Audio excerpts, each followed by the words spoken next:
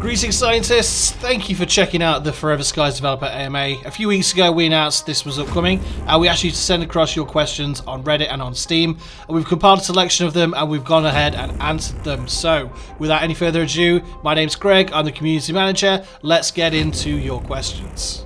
Can we expect further games in the same IP? So right now our biggest priority is to make sure that Forever Skies meets the expectations that many players had for it. We don't want to commit to any future projects just yet, while our main focus is still on improving Forever Skies. Can we expect a creative mode or a way to build airships without restrictions? Yes, you absolutely can expect a creative mode. It's planned for post-launch support. We want to get some of the larger issues with the current game fixed first, and then we could start working on exciting additions like creative mode. Will sticky notes return? What about making sticky notes that show pictures of resources, sort of like the screens on the filter and deck extractor? Yeah, let's address this. So sticky notes will return, but not in their previous form. One option we're considering is a sticky note which displays icons instead of text, as seen in your inventory or as you mentioned on the auto deck extractors. We want players to be able to organise their storage like before, whilst also keeping our younger players safe online. Are there plans to get Steam Deck verification? Yeah, so this topic is on our mind basically with every update that we do.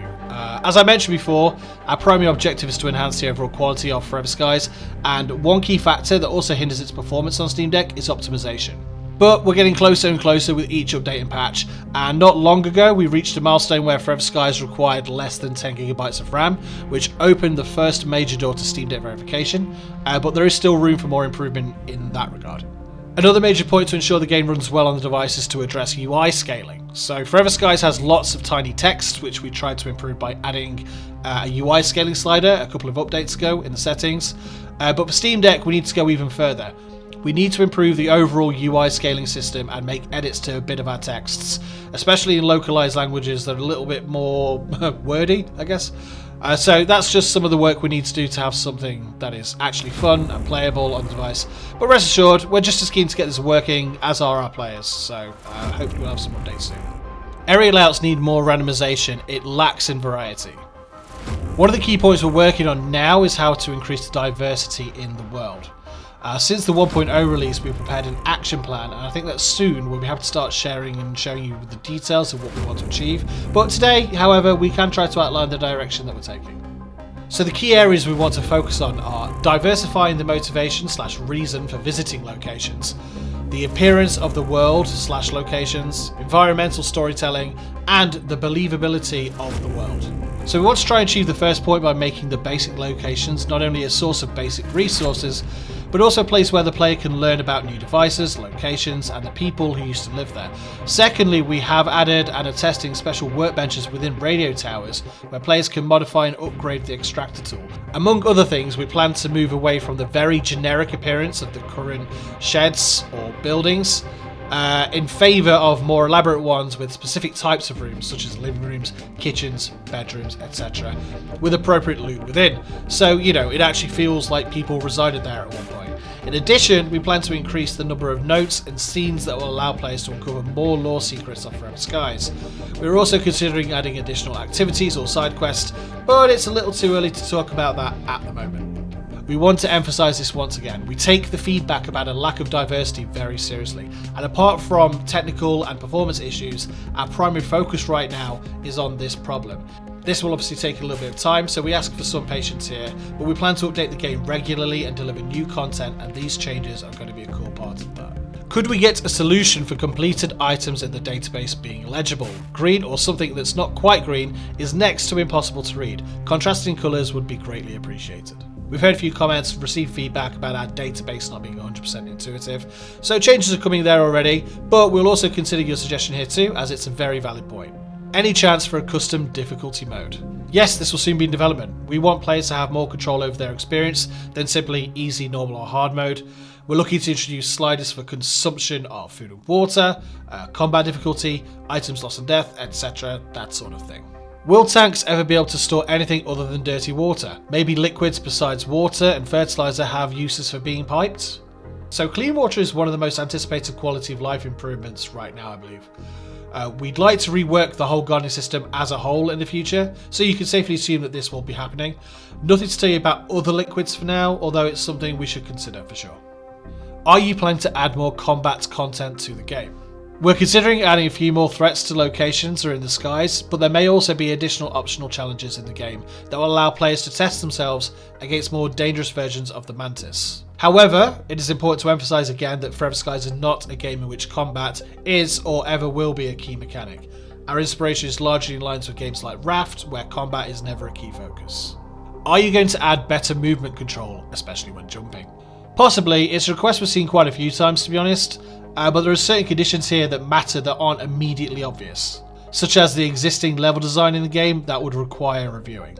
Are you going to add more technology? Example, a radar type video display that shows your entire ship and its distance to objects, maybe a jetpack, some weapons.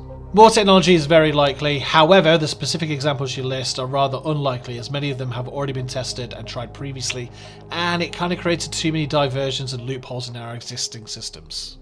It takes a long time to read some of the entries in the database, so is it possible to pause or slow down game progression while the database is open? We are planning to add that option at some point, but we're just still not sure how it's going to work in co-op, if at all. Will the Underdust performance be improved? That is the only real complaint I have about this game. As soon as I step into the Underdust, the performance and frame rate drops, gets super awful, borderline unplayable. The game's overall performance is a big priority for us. Hopefully you've noticed, but we try to release hotfixes regularly, around one patch per month, and each of these always has some element of fixes aimed at optimization. A large part of our development team's work is focused on performance. The Underdust is quite a challenge here, especially because it is a completely different set of models and textures than the world above, which is a big challenge for us, especially since we wanted to ensure a smooth transition between them during the elevator ride. We realise that on some hardware this is not yet the final experience, and we are constantly working on improvements. What inspires you all to make this game?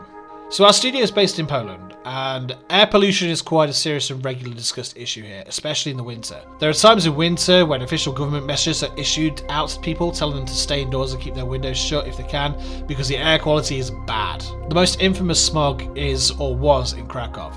It's got a bit better now after a lot of money, effort and uproar, but it used to be so thick that scientists found that in theory you need to go 140 meters above ground just to breathe clean air.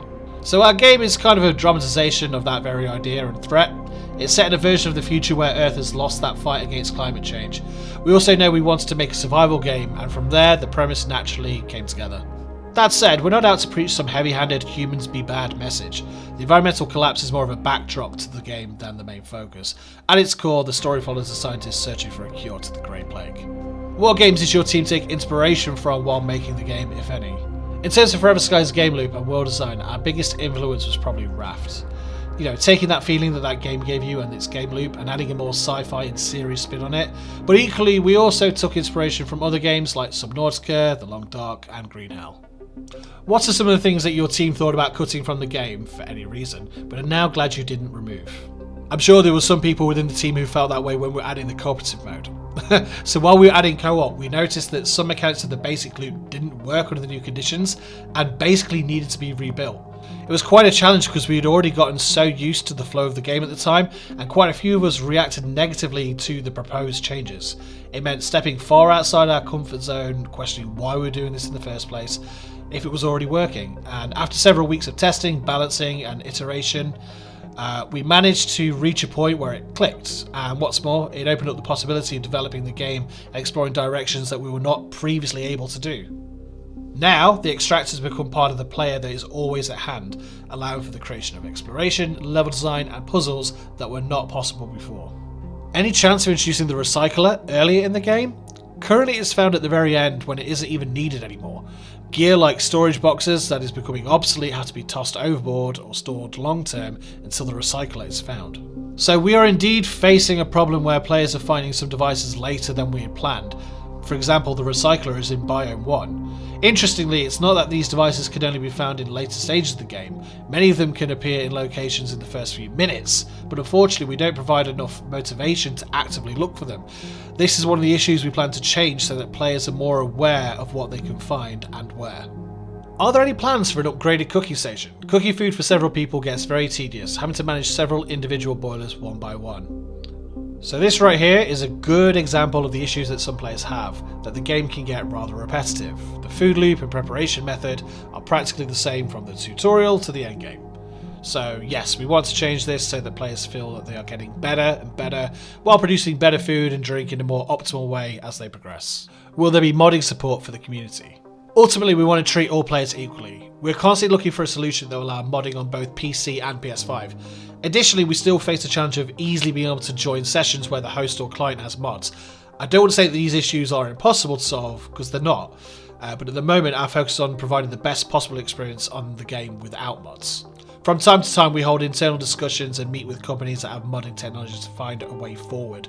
I would very much like to be able to announce that in the future that Forever Skies is moddable. We have a fantastic community and we believe that the ideas and their implementation regarding the content of Forever Skies could often surprise us in a very positive way, and even show us directions for development that we had not thought of before. Are you planning to make it more clear on how to obtain all patterns in the endgame? This is due to the fact that I was able to unlock some patterns in one, but while in the next playthrough I wasn't able to find them. Our current plans include removing those data cards completely and introducing some other way of obtaining paint skins or pets accessories. We'd like this experience to be more user friendly and allow you to acquire those blueprints along the quest path or through a side quest. Love the game, however I feel like once you complete the story there is no more real purpose to keep playing apart from rebuilding the airship. Is there any plans for late game content, procedural generated missions, side quests, something like that? Felt like the game's story ended earlier than I wanted to. Cheers! So first and foremost, we plan to place greater emphasis on building in the endgame.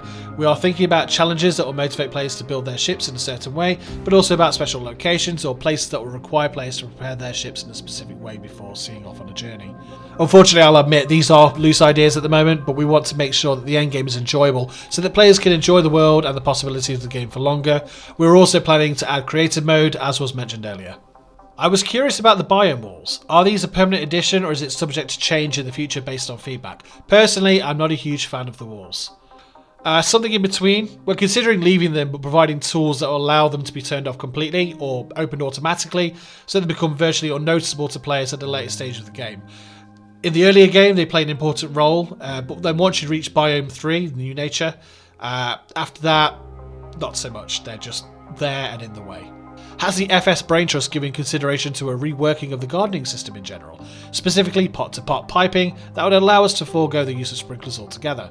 Okay, gardening mechanics. So a rework is high on our list of plans for post-launch support. We're not necessarily looking to remove elements of it, but simply making it easier and simpler to set up and connect it all together. The current piping system is the main culprit. It's unintuitive, frustrating to set up, and takes up most of the player's time. Has there been a consideration to adding different styles of ship walls? There has been a consideration for quite a long time, to be honest. Nothing precise to share right now. We have to deal with the more important things players want first, then we can focus on cool new cosmetics. Will there ever be crossplay? At the minute, there's no current news to share on crossplay, I'm afraid. Why did you guys stop making devlogs? Honestly, they take quite a long time to make, and the views they were generating didn't necessarily justify the time spent on them. Plus, many of our players tell me often that they prefer receiving their news in text form, so either via blog, social media post, Discord, Reddit announcement, that kind of thing. But never to say never, we might start them up again in the future if there's a high demand for them to return. Are you planning a PS5 Pro enhancement update? Forever Skies already has some implemented on the PlayStation 5 Pro. There's better resolution, texture quality, and it does run smoother. However, this is not the end. We hope that the future patches will be able to further improve the Forever Skies gaming experience on consoles, both on the standard edition and the Pro versions of PS5. And finally for today, will there be story DLC? That is to be decided. But we do want to develop Forever Skies for as long as the game remains popular with the existing and new players. A few of us previously worked on games that had literal years of post-launch support, and we would love for Forever Skies to have something similar. At the moment though, our focus is on addressing the most pressing issues we talked about here. After that, we'll be able to sit down and see if there's room for something that we can make into a story DLC, and how that could fit in the world. There are definitely areas we can look into. One of the mysteries we haven't answered yet, for example, is what the egg remains are that players can find on the Colossal Lifeform related locations, so maybe there is something there for us to explore. That is all the questions we have time for now. Thank you to everyone who sent questions to us. We really appreciate your contribution to this video. Now is the time for us to get our heads down and continue to work on the improvements to Forever Skies. We cannot wait to start sharing our progress with you. Have an awesome day, and we will see you in the next one.